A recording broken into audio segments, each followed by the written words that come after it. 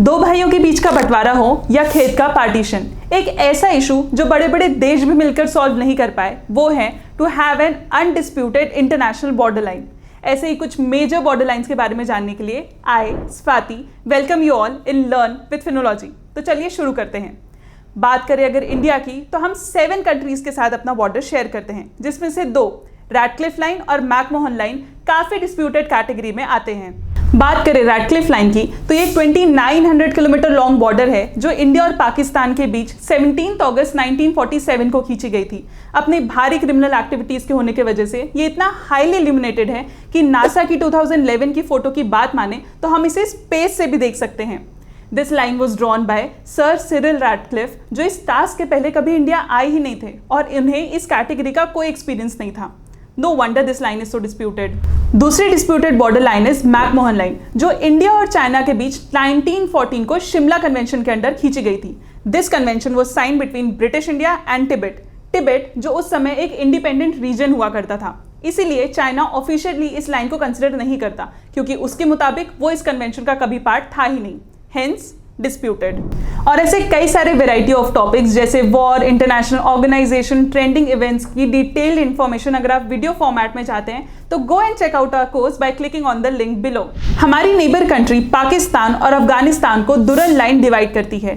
ये लाइन 1893 के अग्रीमेंट में खींची गई थी, जब पाकिस्तान इंडिया का पार्ट हुआ करता था। This agreement was sign between British Indian government secretary and Afghanistan ruler. पर आपको पता है, ये लाइन ने ना सिर्फ 2 देशों को बांटा, बल्कि world's largest tribe Pashtun tribe के लोगों को भी बांट दिया। नेक्स्ट आती है मजीनो लाइन, जो फ्रांस ने बेसिकली जर्मन इन्वेजन को रोकने के लिए बनाई थी। It was named after France minister André Maginot and was constructed in 1930s।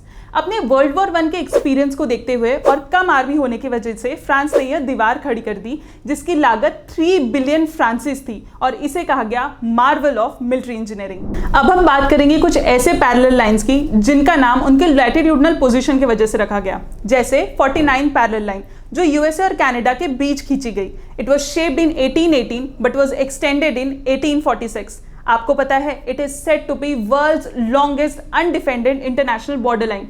Interesting fact, Point Roberts ऐसा डिवाइड हुआ जो है तो पार्ट यूएसए का, पर उसका एक्सेस सिर्फ कनाडा से किया जा सकता है।